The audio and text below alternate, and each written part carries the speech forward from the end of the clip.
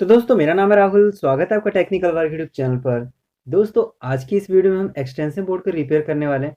इस वीडियो की सहायता से आप किसी भी एक्सटेंशन बोर्ड को घर में आसानी से रिपेयर कर सकते हैं।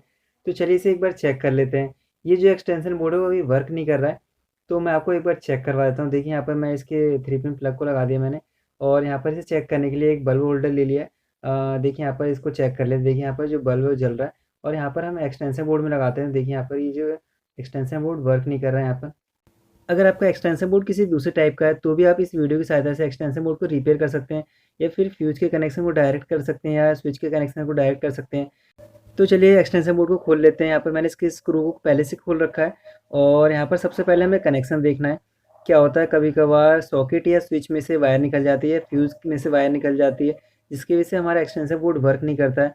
अगर आपको इसकी दोबारा कनेक्शन करना है तो भी आप कर सकते हैं।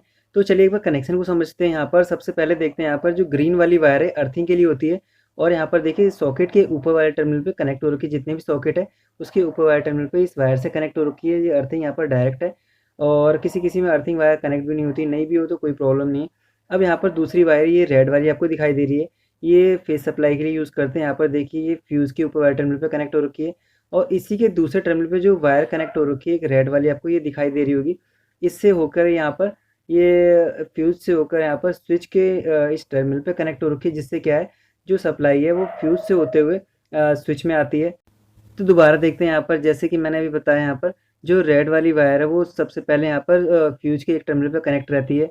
इसी के साथ में जो फ्यूज का जो दूसरा टर्मिनल होता है, जो आपको यहाँ पर दूसरा रेड वाला वायर दिखाई दे रहा है नीचे के साइड में, ये वाला वायर यहाँ पर स्विच में कनेक्ट होता है, जिससे क्या है फ्यूज से होते हुए फेस सप्लाई स्विच में आती है। अब बात करते हैं यहाँ पर जो आपको ग्रे कलर की वायर दिखाई दे रही है, किसी किसी में ये ब्लैक कलर की वायर होती है, तो कलर से कोई प्रॉब्लम नहीं है। ये जो ग्रे वाली वायर है यहाँ पर देखिए स्विच में कनेक्ट हो रखी है। ये वाला जो स्विच है उसे रॉकर स्विच कहते हैं। इसमें फेस सप्लाई और न्यूट्रल सप्लाई दोनों वायर इसी स्विच में कनेक्ट रहते हैं। इस रॉकर स्विच का फ़ायदा ये है, जब हम स्विच को ऑन करते हैं फेस और न्यूट्रल दोनों सप्लाई सॉकेट के हर टर्मिनल में पहुंच जाती है। जैसे कि यहाँ पर आपको दिखाता हूँ, पहली वाली जो वायर यहाँ पर कनेक्ट है वो फेस सप्लाई के लिए, और ये वायर सॉकेट के हर एक एक टर्मिनल पे कनेक्ट है। देखिए यहाँ पर आपको दिखाई दे रहा है पहले पे, इसके भी पहले टर्मिनल, इसके भी पहले टर्मिनल पे कनेक्ट हो रखी है। स्विच को ऑन करते ही फेस सप्लाई पहुंच जाती है हर टर्मिनल पे। और आपको यहाँ पर जो दूसरी वायर दिखाई दे रही है वो न्यूट्रल सप्लाई के लिए है। जैसे हम स्विच को ऑन करते हैं, क्या है यहाँ पर जो न्यूट्रल सप्लाई है सॉकेट के हर दूसरे टर्मिनल पे पहुंच जाती है। ज़्यादातर एक्सटेंशन बोर्ड में क्या होता है, जो फेस सप्लाई होती है वो स्विच में कनेक्ट रहती है, और न्यूट्रल डायरेक्ट सॉकेट में कनेक्ट रहता है। तो चलिए अब एक्सटेंशन बोर्ड को चेक करते हैं इसमें प्रॉब्लम क्या है। जितने भी एक्सटेंशन बोर्ड होते हैं सबसे पहले हमें फ्यूज़ को चेक करना होता है, कहीं फ्यूज़ तो नहीं ख़राब है। तो जहाँ भी फ्यूज़ लगा उसको निकाल लेना है। क्या होता है, जब हम एक्सटेंशन बोर्ड में लोड ज़्यादा दे देते हैं, इसकी वजह से क्या होता है जो एक्सटेंशन बोर्ड का जो फ्यूज़ है वो ख़राब हो जाता है। जो उसके अंदर एक बीच में वायर होती है वो हीट हो जाती है और बीच में से ब्रेक हो जाती है, जिसकी वजह से हमारा एक्सटेंशन बोर्ड वर्क नहीं करता है। तो इस केस में आपको इसके फ्यूज़ को चेंज कर देना है। कुछ जो एक्सटेंशन बोर्ड होते हैं 6 एम्पियर के होते हैं, कुछ 16 एम्पियर के होते हैं। आपको चेक कर लेना है एक्सटेंशन बोर्ड की कैपेसिटी कितनी है, इसके हिसाब से आपको फ्यूज़ चेंज कर देना है। अगर आप फ्यूज़ को नहीं लगाना चाहते तो इसके कनेक्शन को डायरेक्ट करके भी चला सकते हैं। अब इसके कनेक्शन को डायरेक्ट कैसे करना है इसके बारे में बताता हूँ। अगर आप इसे डायरेक्ट करके चलाएँगे तो इससे कोई प्रॉब्लम नहीं होगी। सबसे पहले हमें इसमें क्या करना है, फ्यूज़ में जो 2 वायर कनेक्ट रहते हैं, उन दोनों वायर को वहाँ से निकाल देना है। तो देखिए यहाँ पर इस वायर को मैं यहाँ से निकाल देता हूँ। देखिए मेन सप्लाई की इस रेड वाली वायर को निकाल दिया है, और फ्यूज़ पे ये दूसरी वाली वायर जो कनेक्ट है उसको भी यहाँ से निकाल देते हैं यहाँ पर, जो कि यहाँ पर स्विच में कनेक्ट हो रखी है। देखिए यहाँ पर दोनों वायर को मैंने इस फ्यूज़ वाले वायर से यहाँ से निकाल दिया फ्यूज़ के पॉइंट से। अब हमें क्या करना है, इन दोनों तार को एक साथ जॉइंट कर देना है। तो यहाँ पर जो 2 वायर आपको दिखाई दे रहे हैं मेन सप्लाई के, और जो एक स्विच में कनेक्ट हो रखी है, इन दोनों को मैंने जॉइंट कर दिया और इस पे टेप लगा देते हैं। अब यहाँ पर जो रेड वाली वायर है, अगर फेस सप्लाई मान रहे हैं इसे, तो क्या है फेस सप्लाई यहाँ पर स्विच को डायरेक्ट मिल जाएगी यहाँ पर, और यहाँ पर फ्यूज़ ना भी लगा है तो भी कोई प्रॉब्लम नहीं है। तो यहाँ पर देखिए मैंने इस पे टेप लगा दिया, और हमारा ये एक वायर यहाँ पर डायरेक्ट कनेक्ट हो चुका है, और यहाँ पर न्यूट्रल पहले से ही यहाँ पर डायरेक्ट कनेक्ट हो रखा है स्विच में, और अर्थिंग ना भी कनेक्ट हो तो कोई प्रॉब्लम नहीं है। तो इस टाइप से हम इसे डायरेक्ट कर सकते हैं। तो यहाँ पर जो हमारा कनेक्शन था डायरेक्ट कनेक्शन फ्यूज का वो हमारा हो चुका है। अब हम चेक कर लेते हैं यहाँ पर जो हमारा एक्सटेंशन बोर्ड वर्क कर रहा है कि नहीं कर रहा है। तो यहाँ पर देखिए मैंने एक्सटेंशन बोर्ड ले लिया है, और इसके प्लग को लगा देते हैं। और जैसे मैंने यहाँ पर बल्ब होल्डर लिया था, एक बार चेक करते हैं। देखिए यहाँ पर मैं लगाता हूँ तो अभी हमारा जो बल्ब है अभी भी नहीं जल रहा है। इसका मतलब इस एक्सटेंशन बोर्ड में ये स्विच ख़राब है, जिसकी वजह से सप्लाई इसमें सॉकेट में नहीं पहुँच रही है। तो इस केस में हमें क्या करना है, या तो इस स्विच को चेंज कर देना है या फिर इसके स्विच को डायरेक्ट कर देना है।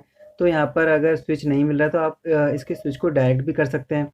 अब बात करते हैं अगर आपके एक्सटेंशन बोर्ड में स्विच ख़राब है तो उसे डायरेक्ट कैसे करना है। तो यहाँ पर डायरेक्ट करने के लिए क्या करना है, जो 2 वायर यहाँ पर कनेक्ट हो रखा है उसको वहाँ से निकाल देना है। तो देखिए एक वायर को मैंने निकाल दिया है और इसी के साथ में यहाँ पर जो दूसरी वायर ग्रे वाली वायर है इसको भी यहाँ से निकाल देते हैं। तो यहाँ पर मैंने निकाल दिया। किसी किसी स्विच में क्या होता है एक ही वायर कनेक्ट रहती है, तो एक ही वायर को निकालना है और न्यूट्रल पहले से कनेक्ट रहता है सॉकेट में। तो यहाँ पर 2 वायर कनेक्ट हो रखी स्विच से दोनों को निकाल दिया है। अब इन दोनों वायर को स्विच के दूसरे वाले टर्मिनल पर कनेक्ट करना है जहाँ पर ब्लैक वायर कनेक्ट हो रखी है। इससे क्या है, फेज सप्लाई और न्यूट्रल सप्लाई दोनों सॉकेट को मिल जाएगी। किसी किसी एक्सटेंशन बोर्ड में क्या होता है ओनली एक ही वायर स्विच से कनेक्ट रहता है। तो उस केस में हमें ओनली एक ही वायर को स्विच के दूसरे वायर टर्मिनल पे कनेक्ट करना होता है और न्यूट्रल पहले से ही सॉकेट में कनेक्ट रहता है। तो देखिए यहाँ पर रेड वाली वायर को मैंने स्विच के दूसरे वाले टर्मिनल पे कनेक्ट कर दिया है और इस ग्रे वाली वायर को भी स्विच के दूसरे वाले टर्मिनल पे कनेक्ट कर देते हैं यहाँ पर जो ब्लैक वायर कनेक्ट हो रखी है। तो देखिए यहाँ पर दोनों वायर को मैंने इस टाइप से कनेक्ट कर दिया है।